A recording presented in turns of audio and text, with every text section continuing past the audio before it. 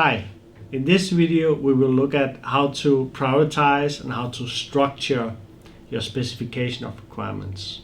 This will be a two-part video where the first part will be about the priority using the Moscow method, and the second part will be how to structure your functional requirements, and I like to use a table for that. I'll show you how to do that.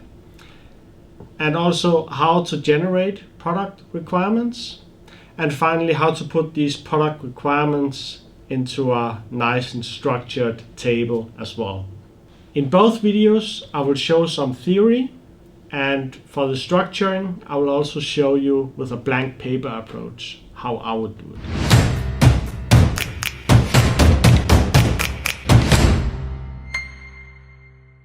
So for prioritizing requirements, we use the Moscow method, and it has nothing to do with the city, it's just an acronym.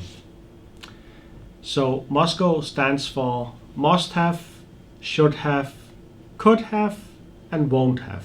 Usually at this point you have several pages of requirements that you brainstormed, and you need to prioritize them, and you need to structure them. And for that, many recommend the Moscow method. Some requirements feature at multiple levels. So for example, you might have a must-have size requirement, but then a should-have requirement which is even smaller, and a could-have requirement which is even smaller. So you can operate at different levels with the same requirement.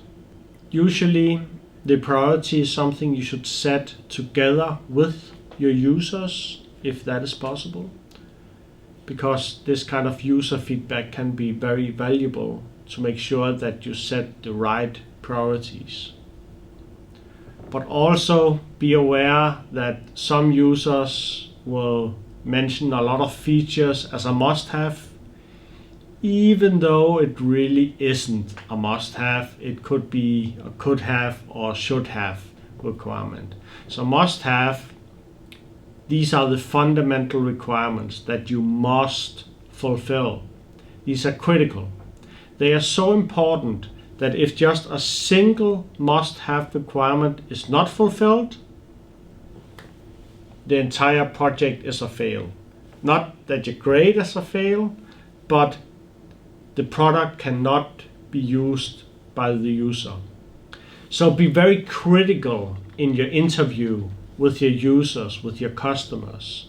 If they say something is must-have, something I like to ask them is, so if this is not fulfilled, does that mean that we should stop the project right there and not continue at all? And then many customers will reconsider and, okay, it's not that important, and then you can start having the discussion about how important is it actually. The should have requirement is a specific requirement that your customer has, and it's very important for them. It might be painful if you don't fulfill it, but the product is still viable.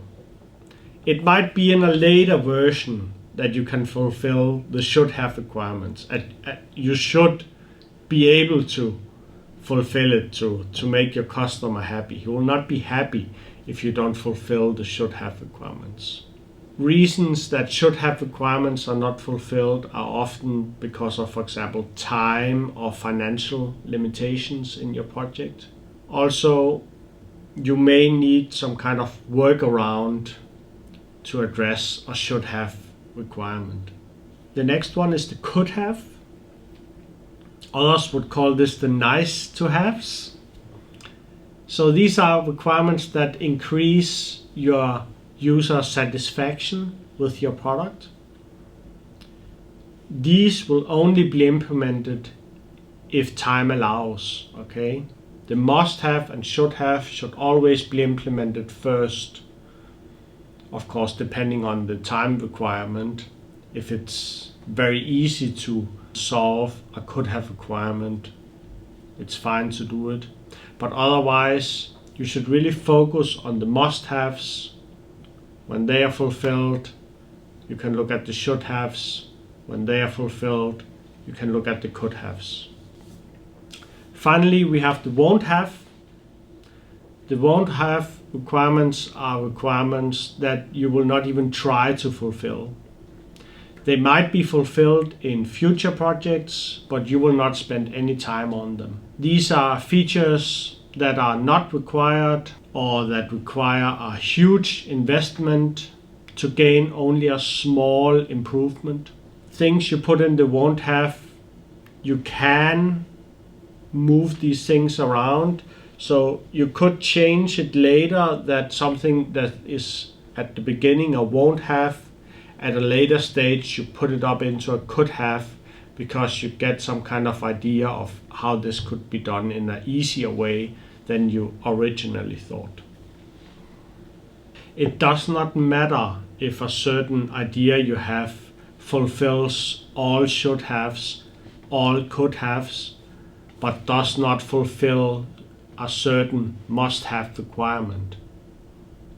If you think it might still be a viable product if it does not fulfill a must-have, then there is a mistake in either your understanding or in your specification of requirement. So you could go back to a customer and validate this idea you have. Is it viable or not?